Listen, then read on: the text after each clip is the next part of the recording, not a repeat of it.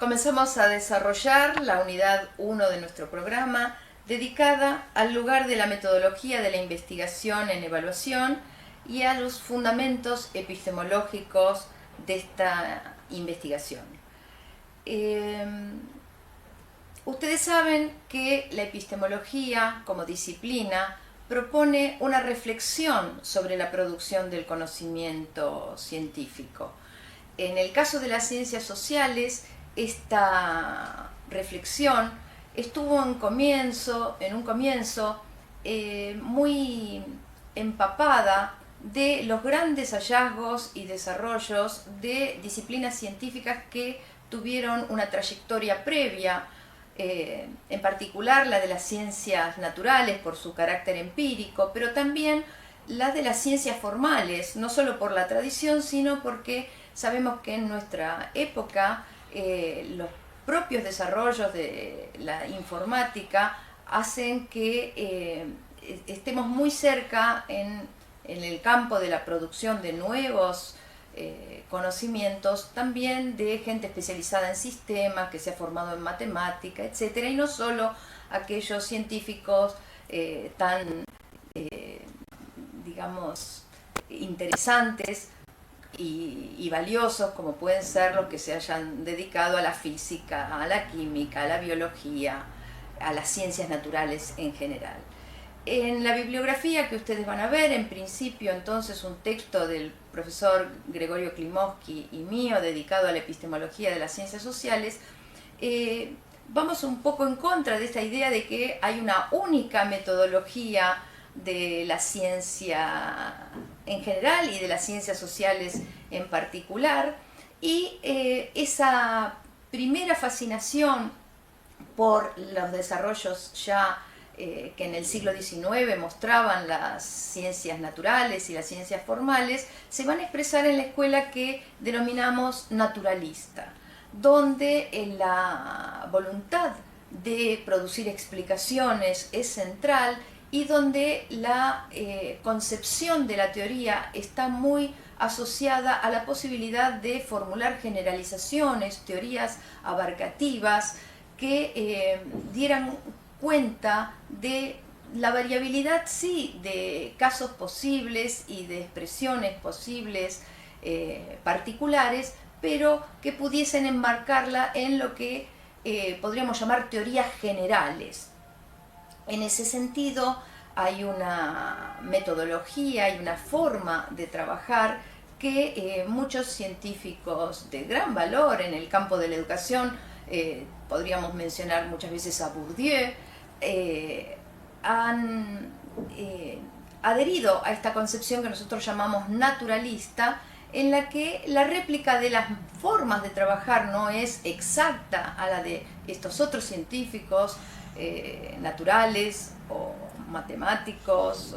no es cuestión de formular sistemas axiomáticos o teorías totalmente deductivas, pero sí hay una voluntad de asimilarse bastante en la forma de presentación de los resultados a esa sistematicidad y ese control lógico y empírico que en las ciencias naturales del siglo XIX ya era muy notorio. Desde el momento mismo en que esta forma de concebir la producción de conocimiento logra un cierto consenso, surgen desde ya voces epistemológicas divergentes, y en este sentido ustedes encontrarán allí también la caracterización de una corriente que nosotros denominamos interpretacionista, que hace del significado, del sentido de la acción humana el punto de especificidad que tendrían que los científicos sociales tomar en cuenta para desarrollar una labor que fuese relevante realmente cuando de seres humanos, de contextos históricos, de sociedades se trata. En esta escuela la idea de qué es producir ciencia social implica producir una capacidad de comprender qué es lo que está ocurriendo en cada momento histórico, en cada contexto cultural, y eso supone metodologías, formas de trabajo, formas de producción de conocimiento diferenciales. En algún sentido, entonces también hay una referencia en este texto a una tercera escuela en la que grandes epistemólogos de nuestro país, como por ejemplo Oscar Barsaski, se alinearan, que centró su idea de que era valioso en ciencia social más en el tipo de problemas que habría de enfrentarse o el tipo de problemas que merecen una resolución sistemática y controlada, y no tanto en las formas de trabajo centradas, por ejemplo, en la voluntad de generar teorías abarcativas que incluyeran regularidades que pudiesen cubrir a muchos tipos de casos distintos, en el caso de las escuelas naturalistas, o muy centradas en lo particular y en la especificidad de sentidos y de reglas de significado que rigen en distintos momentos históricos o en distintas comunidades, cuál es el foco de las escuelas interpretacionistas, diferenciándose de estas las escuelas críticas, que en sus referentes más notorios cuentan los nombres de Horkheimer o Adorno, y decíamos en la esfera más local es reconocida en autores como Oscar Barsaski. Lo que es importante es ver qué tipo de problemas queremos enfrentar, qué tipo de problemas queremos resolver, y una vez definido esto, que implica mucha consideración de la propia sociedad en la que se está generando ese conocimiento, las metodologías, sean más naturalistas, más interpretacionistas, adquieren, o incluso formalistas. Se sabe que Barsaski era un gran defensor de la construcción de modelos matemáticos en ciencias sociales. Es secundario. Lo importante para la escuela crítica es establecer qué problemas son importantes, y luego la decisión metodológica es subsidiaria en alguna medida, está en coherencia, en consistencia con esa primera decisión que no es estrictamente metodológica. Se sabe entonces que hay distintos enfoques respecto de cuáles son las bases epistemológicas de la investigación social, y en relación a esta tripartición que hemos hecho entre una escuela naturalista, una escuela interpretacionista y una escuela crítica, también es muy común, y querríamos entonces en la bibliografía abundar en una clarificación de estas cuestiones. Muchas veces quienes adhieren a las escuelas naturalistas o a las escuelas interpretacionistas han hecho una gran parteaguas, podríamos decir, entre los que son ya no las epistemologías, sino ahora las metodologías, muchas veces dicotómicamente referenciadas como cuantitativas en el caso de las escuelas naturalistas y cualitativas en el caso de las escuelas interpretacionistas. Como decíamos antes, las escuelas críticas muchas veces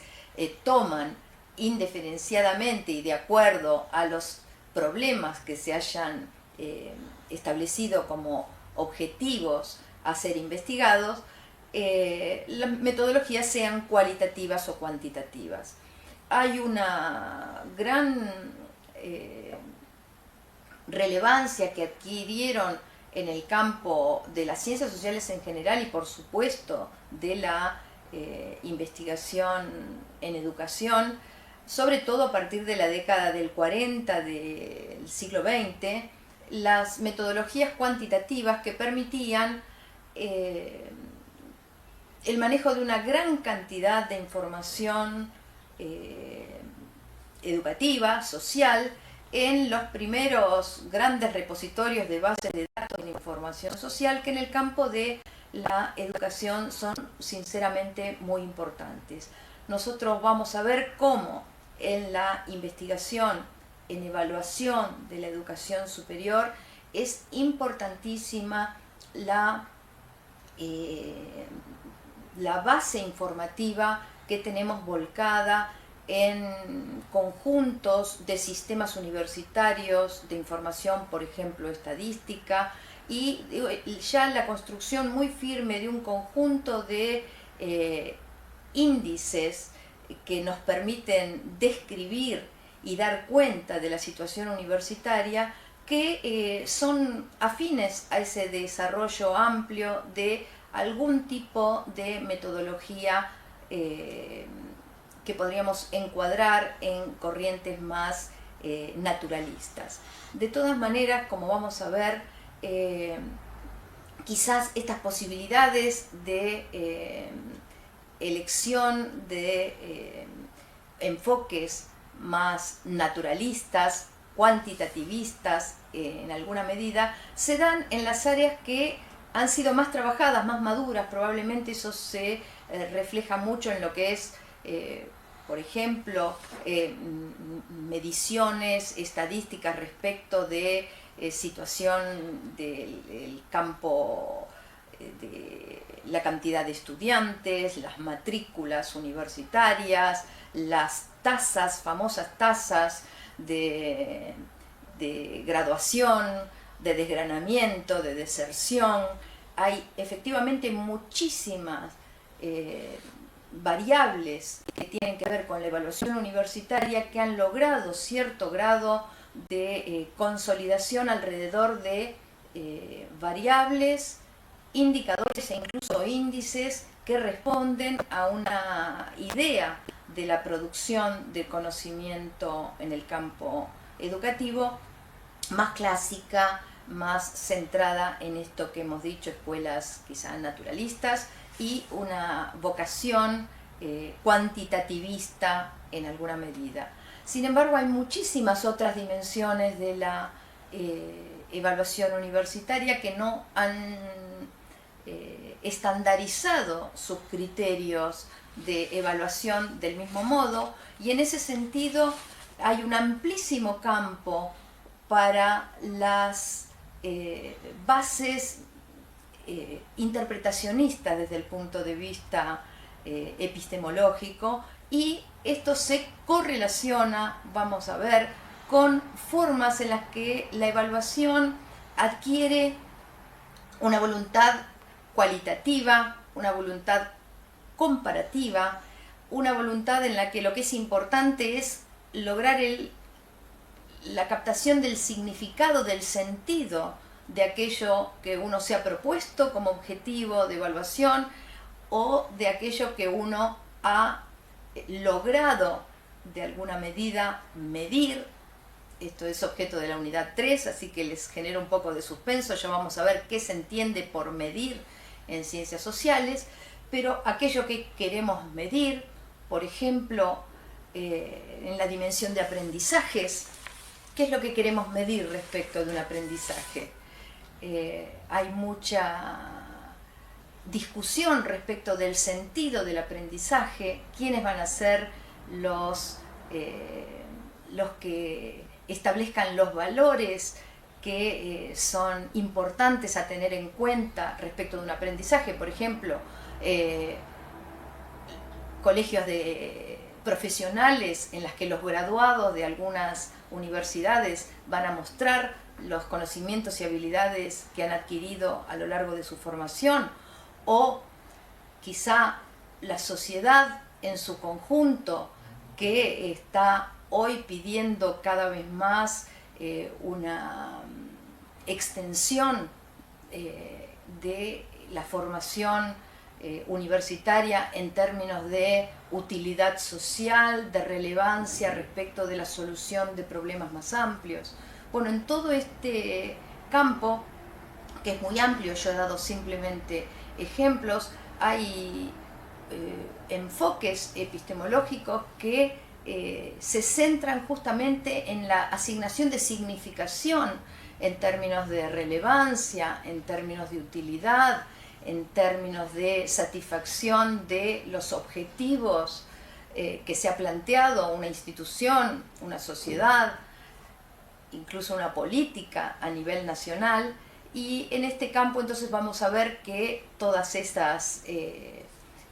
formas de trabajar que implican metodologías distintas, quizá estudios de caso, estudios piloto, pruebas piloto experimentales para testear la efectividad y la validez, la confiabilidad la confiabilidad, por ejemplo, de la información que estamos tomando, la validez de las conclusiones que estamos extrayendo a partir de la información que recabamos y qué sentido entonces atribuirle a esa información adquieren relevancia. Y finalmente uno diría, si volvemos entonces a